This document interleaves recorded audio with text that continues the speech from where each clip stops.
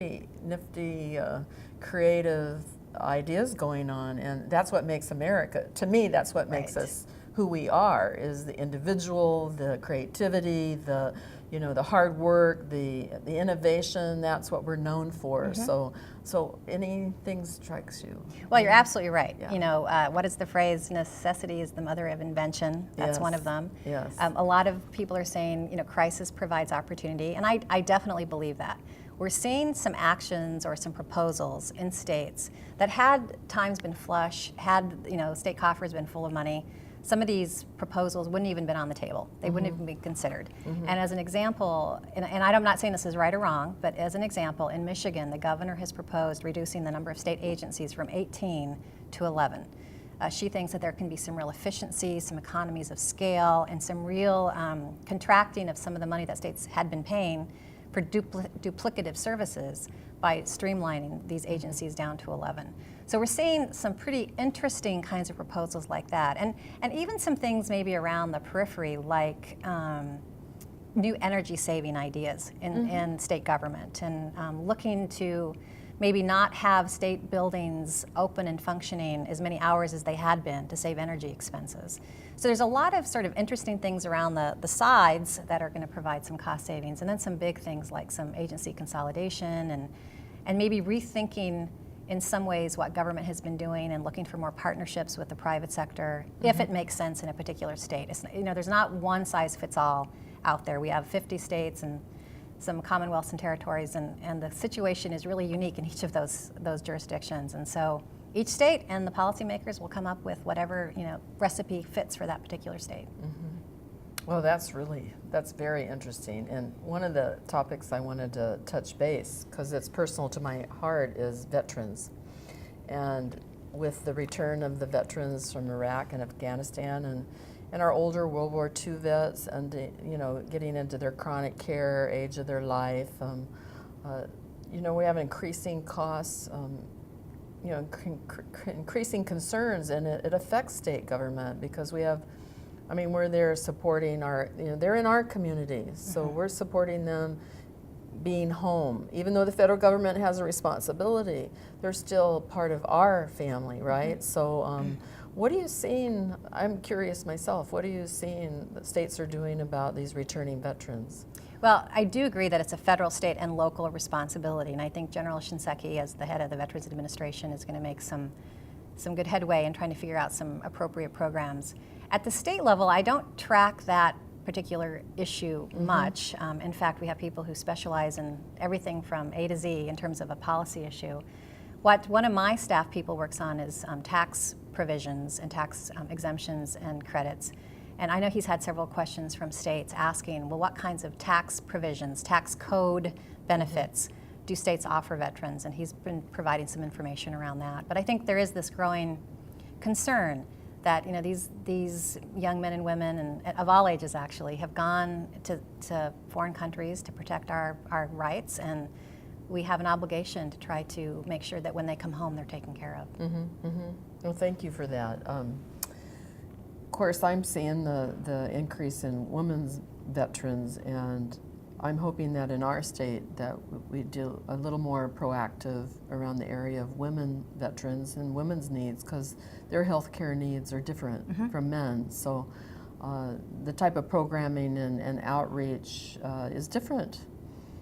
So I'm hoping personally that something happens more in this state. We move towards that, because I was at a recent NCSL, again, host certain topic meetings. They'll fly people from around the United States. They'll pick one topic, and this happened to be veterans and sustainability of military bases around communities that are growing. So the buffer zone concept of, if you have a military base growing out, you have developers building subdivisions around it. Eventually, they're not compatible anymore. And so NCSL put together a working group and invited people to come and sit on a committee and really hash out, what is this issue?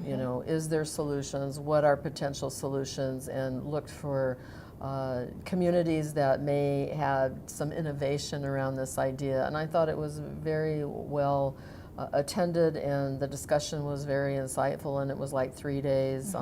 But that's one thing NCSL does, is you take certain issues that people have said, you know, this really needs to be worked on, and then you kind of organize, right? And We bring do. people together. I love that about the organization. Yeah, you know, more heads are better than one in almost Yeah. every case. And what we know is that there are lawmakers like yourself who really know these issues, who have a lot of passion around them, who are committed to making some changes and some different, important difference in your home state. And so we do try to have these convenings of lawmakers and legislative staff, because some of those people are, your right arm to help you get some of this work done. So we have these convenings where we will focus on a topic and really try to drill down to some of the key issues and really get some of the best minds from both people who are policymakers as well as experts in the field to come together and just explore some of these issues. We have a project funded by the Annie E. Casey Foundation that's intended to look at ways state legislators and their colleagues can really work to try to improve the well-being of working families. And it's a special grant and a special project. And what we will do is bring together teams of legislators, in some cases folks from the executive branch who have a relevant role to play. And we'll have in-depth discussions, and we'll ask these groups who come together to come up with a plan. Don't just come together and meet and talk. Come up with a plan that says, when we get home, here are the tasks we're going to pursue. Here are the timelines we're going to try to follow to get something actually to change. Here's the legislation we're going to introduce. And it's been really gratifying to see that policymakers, Republicans, Democrats, come together and they come up with some ideas. And again, whatever works most appropriately for their state. What might work in Hawaii may not work in Utah. But to come up with these plans to try to make a difference and have some policy outcomes, something that can really be measured. So those kind of convenings are exciting for us too. We also have broader meetings where we cover sort of the biggest policy issues that are on the legislative agenda. And so those are interesting. We try to get really first-rate speakers, the kind of people you'd want to hear from. So it's an interesting role that we play. We tell people we are the forum for America's ideas. And essentially what we know are the states are tremendous laboratories of democracy, coming up with interesting ideas and interesting solutions to really challenging problems. So let's get you all together to talk about those solutions and share among yourselves.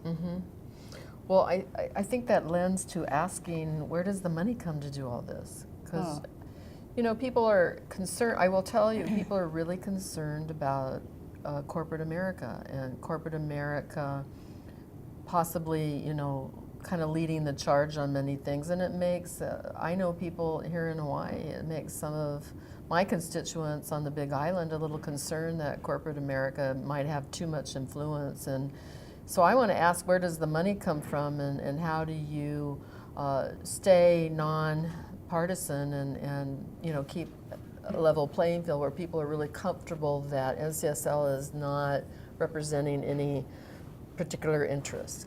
Right. Can you do that? Well, we are a bipartisan organization, and our leadership, we always have a legislator serving as the president of NCSL, and that alternates. So this year we have the Speaker from North Carolina, Joe Hackney, is the president of NCSL. The Vice President, the person who will be taking over this role starting in August, he's a Republican from Georgia, very active in the Republican Party, both in Georgia and nationally. And so we have this alternating Republican and Democratic leadership structure, which really helps, I think, create this level playing field, this objectivity, because everybody wants to make sure that they can come to us for neutral, objective information. And we really pride ourselves on working really hard to do that. Now, there will be times when someone will say, well, you're doing this Annie Casey project on helping working families. Well, our goal there is to provide policymakers with more information, with better information. And it's a bipartisan group that comes together, Republicans from Utah, for instance, and Democrats from Hawaii, for instance. And again, whatever those policy determinations are what that group of people feels best fits the needs of the state. So we work really, really hard to make sure that we're providing the best information, and then you all take it home and you make whatever decisions you think are best for your citizens and that will fit the political makeup of your state and the socioeconomic conditions of your state. But let's help you and provide you with some of that information. In terms of where the money comes from, for NCSL or for the states? NCSL. Okay. We actually get about 40% of our funding from state appropriations. So every state and Commonwealth and Territory are members of NCSL, which means you as an individual lawmaker are a member and legislative staff are members. And we're only the legislative branch, so we don't work with executive or judicial. We're only the legislative branch that we assist. So that's about 40% from states themselves. We're essentially an extension of your staff, is what it boils down to.